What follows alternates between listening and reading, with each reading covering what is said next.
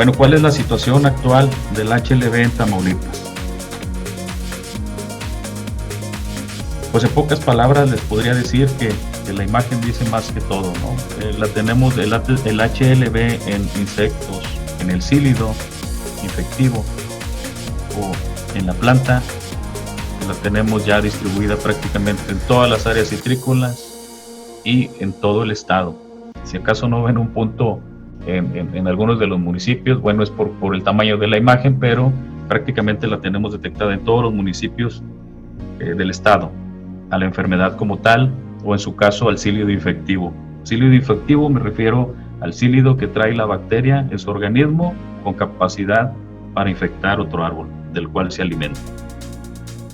Okay. Obviamente aquí lo que remarco es que pues está presente con bastante intensidad en los 5 municipios más importantes en producción de cítricos, que son Güemes, Hidalgo, Llera, Padilla y Victoria. Aquí se concentra prácticamente el 90% de la citricultura del estado. ¿Cómo estamos en el tema de detecciones y la incidencia? Les decía, pues está prácticamente en todos los municipios, en todas las áreas productoras, pero tenemos al HLB detectado en una superficie de 14,000 hectáreas a la fecha. Esto no quiere decir que las 14,000, que los árboles que se encuentran en esas 14,000 hectáreas están enfermos. Esto hace referencia a que está presente en huertos que representan 14,000 hectáreas en la suma total. Espero no confundirlos con esto. Es decir, tenemos una huerta de 10 hectáreas, detectamos un árbol enfermo y nosotros registramos esas 100 hectáreas como superficie con la enfermedad, ¿sí? Puesto que es de un mismo productor y le da el mismo manejo, además de que el insecto pues se mueve ahí de manera cercana primeramente. Tenemos unos daños, no quise poner tantos, pero los daños al mes de marzo por municipio, mediante un censo que se realizó con los productores, y lo que vemos es principalmente la maduración inversa de la fruta. Es decir, los productores ahora le dicen cotorritas, ¿sí? Cabeza amarilla y cuerpo verde. Cabeza amarilla quiere decir lo que está en el pedúnculo, se pone amarillo, y ahí en la imagen vemos el daño que hemos detectado. En la parte inferior no está distorsionada la fotografía, tal cual se ven ahí, así son las formas que está teniendo la naranja Valencia, ¿sí? El grado de afectación que tenemos hasta el momento en lo cosechado solamente, hablamos que en Güemes ya tenemos 100 toneladas dañadas, ¿sí? En Hidalgo 150, en Llera 270, en Padilla 210 y en Victoria 310. Estamos todavía en época de cosecha y este es el primer impacto de la enfermedad, ¿sí? Yo pienso que estamos a más o menos un 40% de cosecha, nos falta el 60% y el 60% de la superficie por cosechar, y la verdad es que las zonas que faltan por cosechar, muchas de ellas están muy afectadas, mucho más afectadas que lo que hemos visto. Algunos de los síntomas adicionales a los que les mencionaba de la fruta, bueno, pues son islas verdes, moteado asimétrico aquí con referencia a la vena media. En las fotografías lo vemos ahí. El poco crecimiento de la fruta, esa es una toronja ya madura. Ahí vemos la moneda de 10 pesos, es una toronja Río Red, y ese es el tamaño que tienen las plantas. La primera fotografía del lado derecho, de la orilla del lado derecho, vemos la misma planta de toronja hace 5 años y 5 años después. Esta planta, les aclaro que fue detectada en Bustamante. Eso es lo más antiguo que tenemos, ¿sí? Primero se detectó en áreas de traspatio en los diferentes municipios.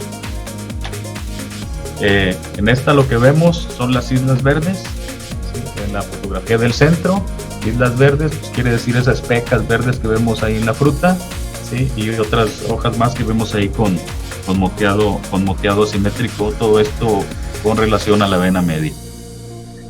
Bueno, estos síntomas son en naranja, son en las huertas que están por cosechar, y pues que les comento que todavía no se ha hecho y falta por cosechar. Entonces estas huertas yo creo que tienen afectaciones, una estimación del 50-60%, ¿sale? Con ese síntoma característico de la maduración inversa ocasionada por la bacteria causante del HLB. Esta fruta muchas veces no llega a la pizca, ¿sí? Se debilita en el área del pedúnculo y el árbol pues tiende a dejarla caer, ¿no? Por cuestión de maduración, de ahí el tema de maduración inversa, y eso es lo que vemos en la imagen inferior del lado izquierdo de su pantalla, ¿sí? La caída prematura de la fruta a causa del HLB. Estas son algunas otras imágenes. La del centro, bueno, es una deformación de la fruta, ya no es redonda, ¿sí? Tenemos frutas de todas las formas.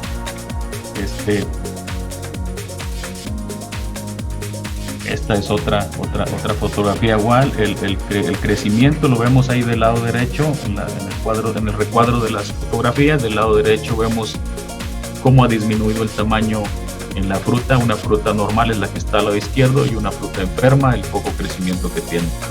En naranjas, digamos, no se ve tan se ve muy aparatoso el daño, pero es más aparatoso en las toronjas que les mostré al inicio. Y bueno, ahí está. Esa es una fruta partida a la mitad. Ahí se deforman los gajos y tiene semillas vanas o inservibles al final, ¿sí? Además, tiene un sabor, al probarla, tiene un sabor no dulce hasta el momento, ¿sí? Sino un poco ácido. Tampoco eso es al momento el avance de la enfermedad.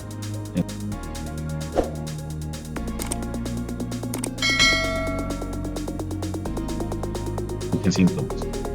¿Cuáles son los problemas que hemos tenido para manejar el HLB en Tamaulipas? Los puse en desorden, pero todos tienen importancia, ¿sale? Escasez de recursos para operar oportunamente, ¿sí? Entre los productores, entre el general de los productores no se tiene la costumbre de aportar recursos para que puedan operar los programas fitosanitarios, ¿sí?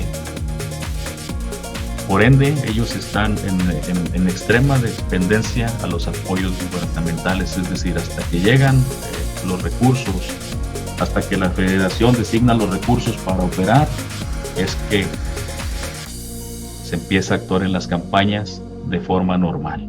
En tanto, se trabaja al paso, ¿no? O de manera lenta.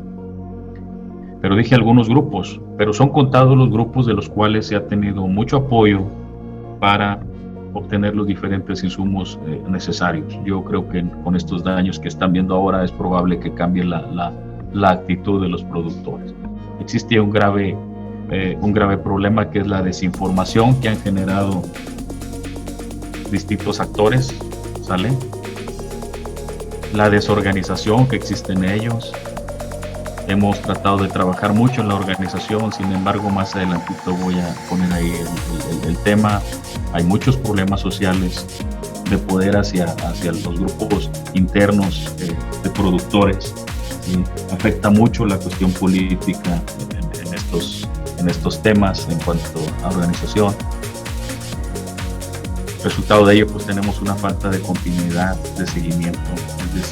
Esta parte es muy interesante porque de pronto estamos haciendo las actividades muy bien y bueno, para los productores que por ahí están presentes, tenemos unos ejidos que son, no sector privado, ejidos como tal, que son una muestra de organización. Y por mencionar uno es el ejido Marte Gómez de Padilla, y está muy bien organizado, todo el año realizan las acciones, ¿sí? Y al momento son uno de los ejidos menos afectados por la enfermedad y con menor presencia del sílido asiático, puesto que ellos hacen control oportuno. Otro tema es que se sigue con la costumbre de controlar, lo mencionaba mi compañera hace un momento, la doctora, dentro de las plagas, la negrilla, ¿sí? Ellos prefieren hacer el control de la negrilla que hacer el control del sílido, porque la negrilla les daña al momento la apariencia, ¿sí? En estos últimos días hemos tenido pláticas con algunos productores y ellos mencionan que ya no van a controlar la negrilla por el daño grave que han tenido en sus huertas, que ahora van a controlar el sílido. Pues es un cambio en la mentalidad. Sin embargo, lo dicen ahora, ¿no? Una vez que tengan el problema de la negrilla, pues nos vamos a dar cuenta si le tiran o no, si aplican o no a la negrilla para controlarla. Tenemos un tema que está muy raro, pero no lo hemos topado últimamente, y es la negación de la existencia del problema, ¿sí? Este tema lo hemos visto con grandes productores y con pequeños productores, es decir, se llega a la huerta y aún con el diagnóstico en mano se les dice que la planta está enferma y ellos dicen no está enferma. Ven que las frutas están dañadas o tiene síntomas, hojas o cualquier otro característica que nos indique que es la enfermedad, y ellos niegan tener la existencia del problema. No lo han aceptado, algunos de ellos, son pocos, pero creo que se suman de pronto más, y le dan la salida diciendo que son síntomas ocasionados por la deficiencia de algunos nutrientes, ¿sí? La falta de credibilidad también impera aún en el sector citrícola del estado, y pues eso lo toman a partir de cuando se inició el programa contra el virus tristeza de los cítricos. Lo reviven ahora y dicen, nos dijeron hace años que el virus tristeza de los cítricos iba a acabar con la citricultura y jamás llegó. Entonces ahora vienen y hablan del HLB y va a pasar lo mismo que con el virus tristeza. Entonces hay una falta de credibilidad, perdón. Les decía que los problemas sociales, esos, Chihuahua, más que nada tiene que ver con política. Yo creo que la sanidad y la salud jamás se van a llevar con la política, pero se mezclan mucho, y eso pues ustedes todos comprenderán cuál es ahí el detalle en los problemas sociales internos. La falta de profesionalismo también existe. Aquí hago mención, hay un número considerable de técnicos muy buenísimos, pero hay una cantidad de técnicos que al desconocer el problema indican que la enfermedad o el daño que aprecian los productores en sus huertos tiene que ver exclusivamente con otra serie de factores. Jamás lo asocian con el HLB. Al hablarles de este tema al productor, ¿sí?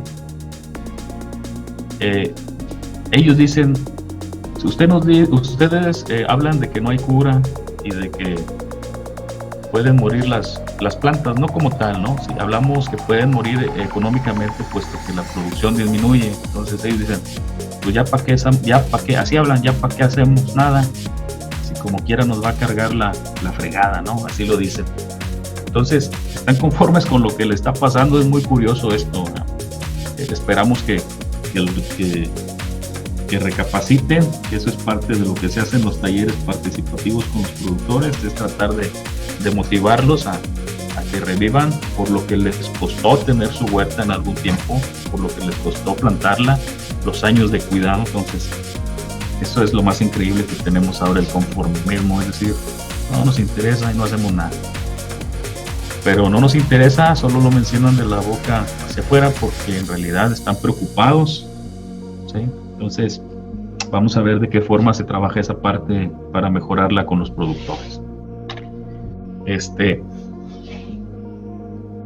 Finalmente, pues de manera global, el productor piensa que el problema es de las autoridades, ¿no? Es mi huerta, pero el gobierno me tiene que ayudar. Entonces están a la espera de que llegue una magia por ahí y les permita salir del hoyo con la ayuda de otros, sin participar ellos. Creo que aquí termina mi presentación. Bueno, esta sería la última. Entonces, lo que dice aquí el INIFAP es que realmente la citricultura no se acaba y lo estamos viendo al momento con el tema del limón mexicano. ¿Sí? La citricultura no termina, pero se transforma. Hay que hacer mejores actividades del control integrado de plagas, optimizar la nutrición de árboles, quizás hacer las plantaciones intensivas de cultivo dentro de otras partes. Esto al momento le ha resultado a Colima como tal. Obviamente tiene costos distintos del manejo, ¿sí? Pero lo sigue sacando adelante en producción. Colima sigue produciendo y creo que este es el ejemplo que debemos de seguir los productores y aquellos técnicos o investigadores inmersos en el área de cítricos dulces. Pensar en que sí se tiene algún tratamiento, no el manejo, no el controlar la bacteria, pero sí el darle una buena vida al árbol para que éste siga produciendo y alargue su periodo. Eso es todo de mi parte. Si tienen alguna pregunta, con mucho gusto tratamos de aclarárselas al momento.